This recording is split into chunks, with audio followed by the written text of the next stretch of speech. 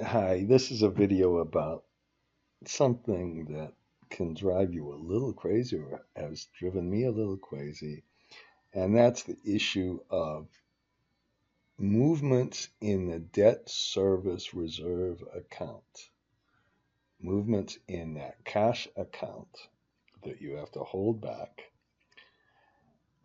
And when you have movements in that cash account and you want to include those movements in the debt service coverage ratio, which you can do, and which makes sense, makes a lot of sense.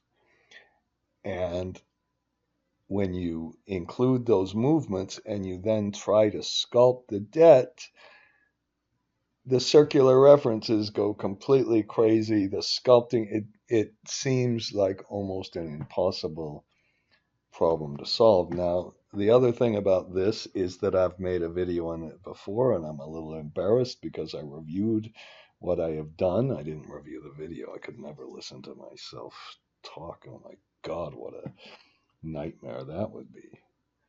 But when I reviewed what I had done, it was a little bit okay. It started to get at the subject, but it didn't really get there, and it wasn't clear enough on how to resolve this problem.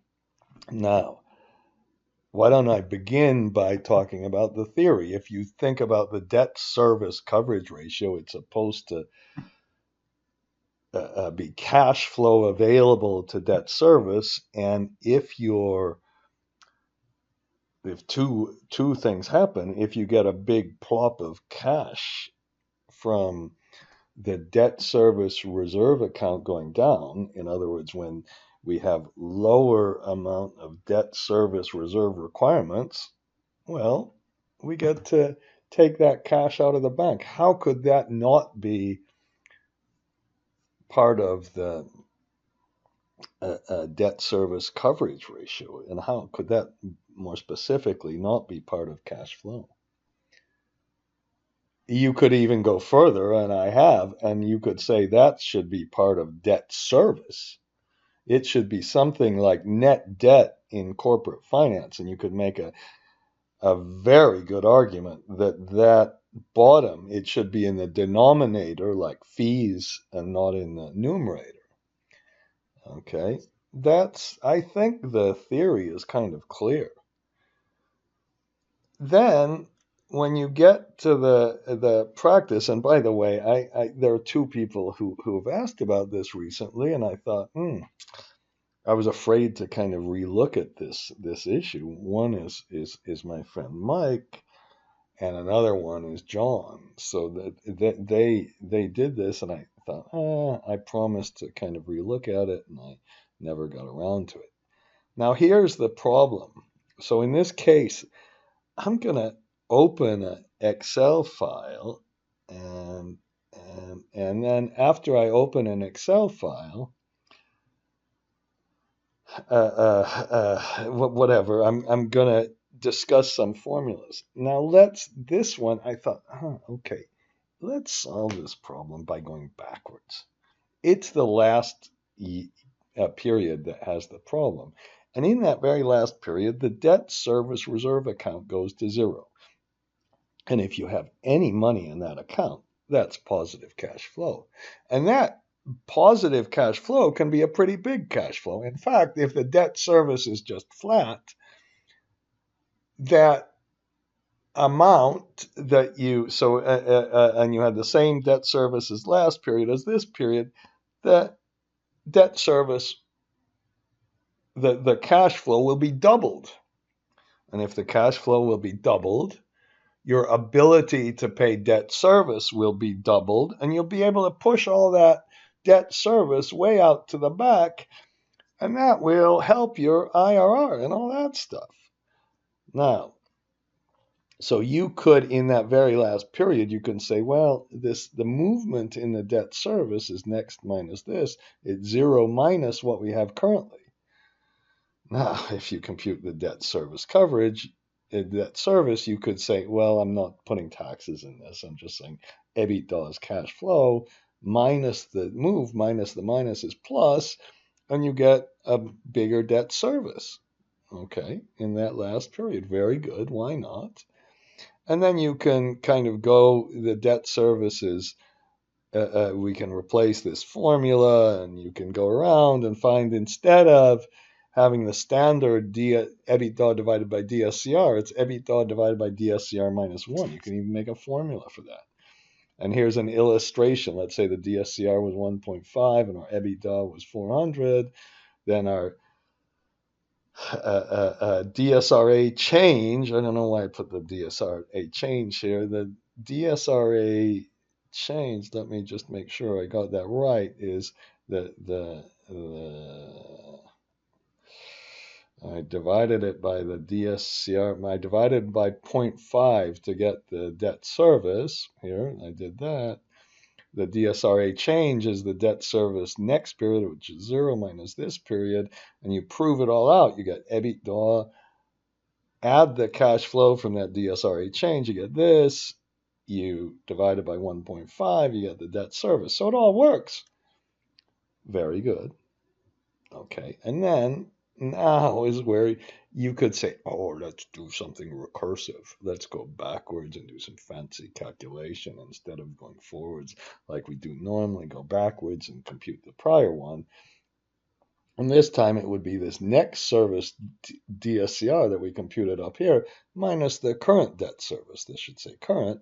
And this time we put the DSRA move in our statement, but the DSRA move is a little bit more complicated because we don't go down to 0, and we have to put next period minus this period, and then we move it around, and we finally get debt service is EBITDA minus, so this would be 400 minus the 800 in the next one, which gives us a negative number, and then we divide it by a smaller number, and we get something crazy. And that's what the problem is. And when we do all of that, we get negative debt service, and then we can go back further to one prior, and I was going, shit. And here's the issue. The only way to do this just doesn't work. Pretending that you can get some circular reference, or for me as an idiot, arrogant person, some UDF formula and all that, to resolve this is just crap. Now I'm putting a file on the website, and by the way, I'm also, while I'm at it, I might as well show you this. I'm putting all of these things, inclusion of the DSRA, circular references, scenarios with control pages done correctly, debt sculpting on multiple issues, debt repayment where the debt size is given and you have to use curve sculpting, development fees with multiple investors, blah, blah, blah, blah, blah. For each one, I'm putting a little a link so you can find all these things, and I'm going to put them in a few different pages, okay? Because I realize I have to go through this stupid advanced class with some people who are going to be really not my friends, with some other people who are going to be mean. I know they're going to be mean. Okay, so here is the file. Okay, and in this file, we work through this issue. So I have just put a little page together. Everything's on one page, blah, blah, blah, blah, blah. And I have a really high growth rate. Okay, and we have a DSRA account, which is just an annual DSRA account because I did an annual model. So what? This all works if you do it differently. Okay, and then you work through the operating cash flows, and why I put the date here, I can't remember. And when we put the taxes in, and we have a net operating loss carry forward, and I've got a construction period. Oh, I remember now that it's annual after the construction period. And I use this to illustrate how easy it is to incorporate the UDF into our analysis, so we have a net operating loss. By the way, if you have a net operating loss covering multiple periods, then things get a little more difficult. Okay, and then let's see how to resolve this thing.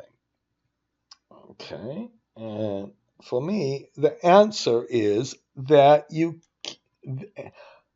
if the DSRA changes are a function of this debt service that includes the DSRA changes itself, it's almost like I'm speaking in some kind of circular way.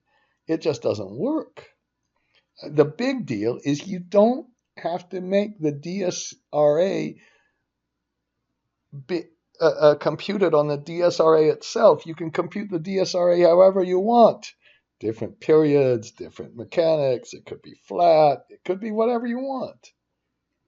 So I work through this stuff, and I have some general discussion about we could put the DSRA in as a denominator or a numerator. I'm going to put it in as a numerator. That's what you would normally think of. So the problem with this numerator is, you might want to say that if you get 800 of cash flow up here from the debt service, why would we divide that by 1.5? Why wouldn't you just give that all back, all of it? And you can all structure the debt however you want. You want to be flexible. My friend Kenny, F, flexible. That's the one. I like my life to be flexible. I want to do whatever in the hell I want, but I can't.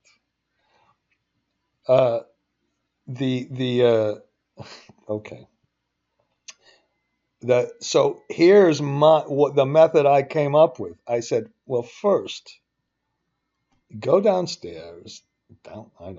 Compute the debt service without changes in the DSRA. So this is like, I maybe should have put this in a bit of a bold. So you just get the CFADS minus the taxes, no DSRA in here. And I guess, does it make sense to go back to the model? Because I'll give you the model. I hope I got a lot of uploading to do. By the way, a couple of people asked a couple of the others. So we take this one, but notice we put the taxes in that causes a circular reference because the interest on the debt is affected by the debt size, but that interest affects the taxes, and you get all the problems. And this interest up here, I hope I have it correctly, that needs to be the very final interest, including any effects of the debt service coverage ratios. So we do the standard kind of thing, and everything, it's just this. When I used to try sculpting without the NPV formula, how crazy is that? So we just take the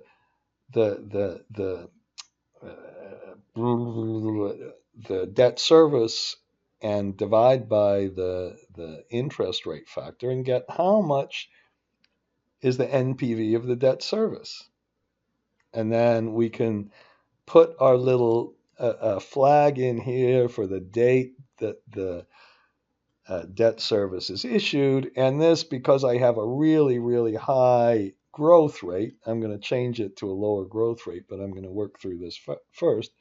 Gives us our standard zero closing balance. Everything works. You could put a test in for that. Blah, blah, blah. I'm a real believer in tests. I have a model without 150 tests, and it's horrible. But if I didn't put those tests in, how could you ever make this all work? And then you have this DSRA moves. Now it's negative cash flow until the very end because I have that really fast growth rate in the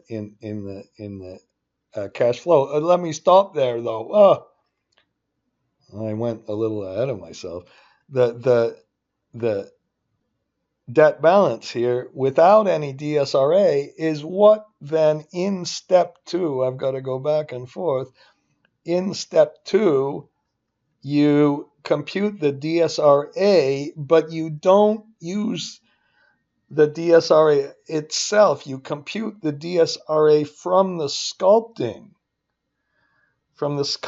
I'm sorry, without the DSRA. Oh, God. Okay, sorry about getting my tongue twisted just a little bit.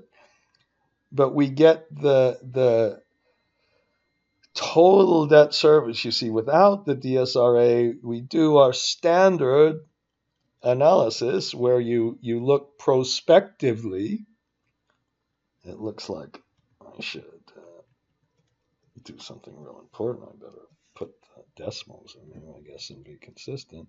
So that our DSRA requirement is the prospective cash flow. There's the debt service and the prospective, but this debt service doesn't include the DSRA movements, and then we don't have that bouncing around at the very end. And then you see how much you need in debt service, which is the requirement minus how much you have in the account, and we get the amount of funding or withdrawal. Here's the big withdrawal at the end, and because we have the growth rate, it has the funding, and then we can split it between the pre-COD and the post-COD.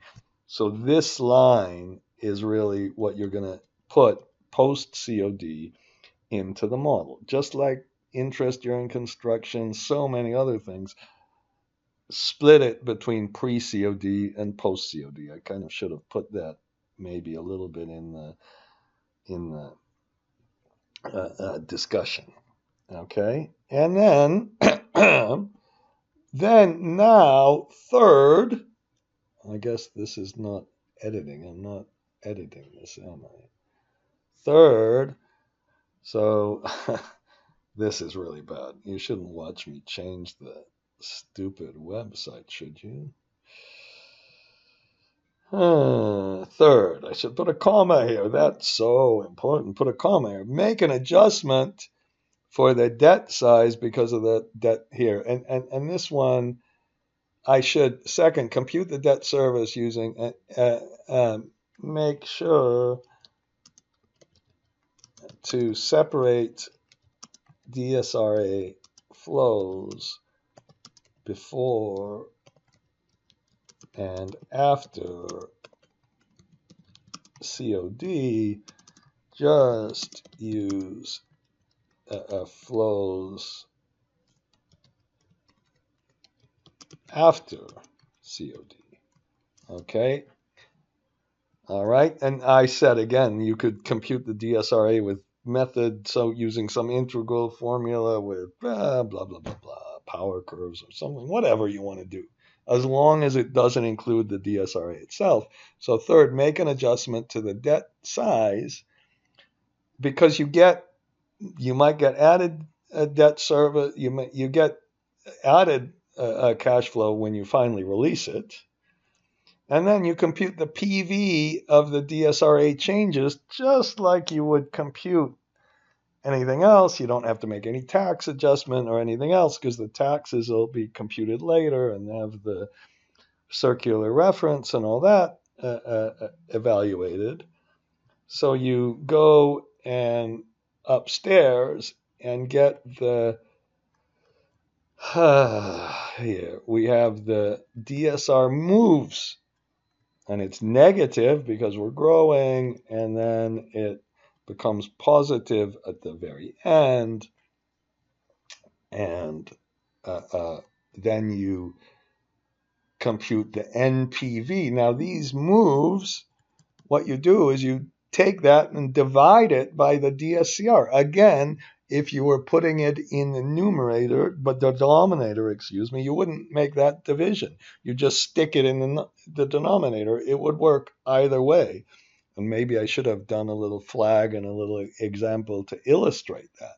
But it would work either way. And in fact, I would argue that it should be in the denominator, not in the numerator, because it's like, how can you say cash is different than the change in the cash is just as safe as any debt service. It's there. It's not like fluctuations in the P resource and P50 and P90 and all that business. So then once we get our NPV with our sum product, using the same interest rate as we did before, we get our total debt service. And when we put the total debt service in, then we get another little repayment and a closing balance. And this is going to look really funny. It's like a negative debt because I have this growth rate. And then at the very end, it's a big positive one. And the debt actually goes from negative to positive. But now you you realize repayment is the debt service minus the interest. You compute the interest like we always do on the opening balance, blah, blah, blah. And then you include that in the sculpting. Whatever. You include the repayment and this interest. You put that together. That's what I'm trying to say. Now, when you have the total EBITDA, take away the taxes, and then take this DSRA moves away. Now that's, I think I did a minus and a minus, which is really stupid. That's a plus, really, but whatever. Right? Okay, I was messing around with it. That's my excuse. This should be plus. Sorry about that. Okay, and you can see it does add, and we got this really big CFADS in that last year. And then we have our base sculpting, but then we have all this addition because we're able to have a big repayment in that last year. And when we get all finished, the DSCR all works out. Okay, and right now, it wasn't actually a favorable thing to do. We get less debt, and if we get less debt, that kind of sucks. I don't think, I might not have even computed the IRR on this. Did I even compute the IRR? Well, I should have, okay? I should really be looking at what's the effect on the IRR. Now, let's change the growth rate. Now, there are a ton of circular references in here. We've got a circular reference, like I said before, related to the taxes and the debt service. DSRA is always a circular reference. There's I think another circular reference for the DSRA changes, although I'm not actually sure. Now let's put a zero growth rate. Now, of course, what I have done is use this example to demonstrate UDF versus our method. But right now, of course, I'm just using an old-fashioned copy and paste. And the copy and paste doesn't bounce around. It really does work. Okay, that's the key. If you didn't split it out, it wouldn't work. And now, when we go upstairs and look, now we have a positive PV, which helps. But the more important than the positive PV is that when we look at our total debt service, we push it to the back. It wasn't quite as much as before, obviously. We push it to the back, and we're able to by putting more debt service at the back, we get the same amount of debt with less debt service at the beginning. If the growth rate, let's make a growth rate negative. Let's see what happens then. Okay, so I'm kind of sad. Sometimes I really think some of my stuff with that UDF might have been a colossal waste of time, but I'm not quite, because what it forces you to really do is work through all these issues. And I showed you that little page. This is my little survey of an advanced class. All of these issues, if you get them incorporated in the UDF, they're going to be a pain, and you can see the UDF output. And by working through things like multiple debt sculpting,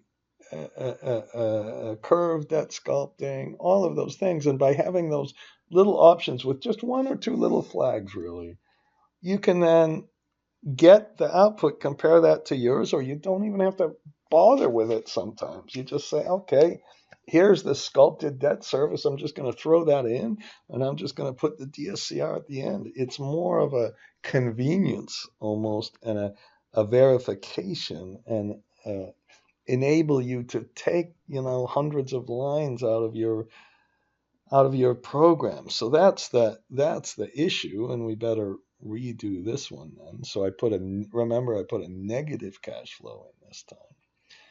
Okay, and phew, it worked. I was just about well, all I would have done is pause the video and BSJ. Okay. So up here, our cash flow went down. Did it get negative? Oh, shoot, it didn't get negative. And then we now, when we look at our adjustment, so here's our debt without the adjustment. We have the adjustment, and when we have, and this negative cash flow could be a flat PPA with some O&M increases in here. Here's our little balance of the separate issue. And our total debt service goes, because of this, this is kind of the increase in the debt service, and we're able to get this big pop at the end as usual. And I guess the debt service moves up and down. Maybe I should have let's just see what happened here. Let's just press what happened in the first year. I guess we just had more EBITDA. Oh yeah, that's okay. So our debt service goes down with the cash flow. Why don't we make our classic? When the heck is this? Let's okay, sorry about this, but I'm going to insert a couple of lines and then make our classic CFADS, and maybe this, let me try this, EBITDA and CFAD and debt service.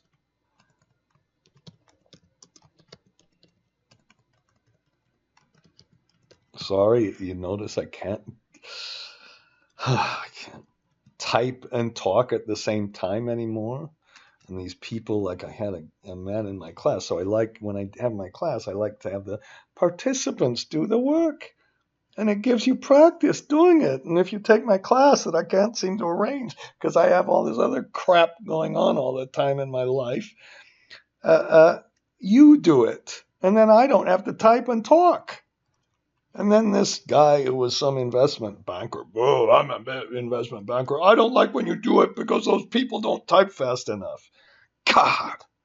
So I put NAs. I put the NAs in the places where I don't have it, and you can kind of see, because of the DSRA adjustment, you can see that that we're able to kind of push the adjustment up. Now, if we didn't do that, so let me do another thing, and I don't understand why, especially these U.S. models have this thing, and they can't ever, they put this control page in, and you mix some of the inputs up, and you put some of the inputs in the control page and some in another page, and it gets all unstructured, and you put some of the inputs going down, some of the inputs going sideways. Just unbelievable, really.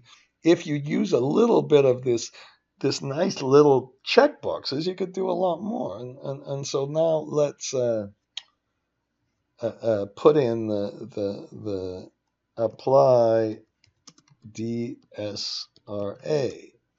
Okay, and I really should have made this, so I got the equity IRR. Well, I'm going to have to do that later on. And you go to a different page. And here, I hope, is my DSRA flag. So if it's false, then I better just take this and multiply it by our flag. I hope you've turned the video off by now. And then I can attach this to our macro. Oh shit! Who knows what's the name of this copy and paste one? I hope I have enough copy and paste funding, which really has a lot more, so I can do this, assign the macro to the copy paste funding.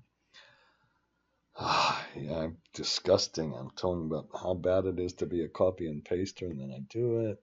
And then let's put this in chart 1. So now we have, it kind of worked. We have our regular method. I want to put the equity IRR so badly here, but I'm too lazy. And then we can see what the effect. And you notice I'm running the copy and paste every time I'm doing this. Okay? I think that's enough of this video. Well, how do I turn it off?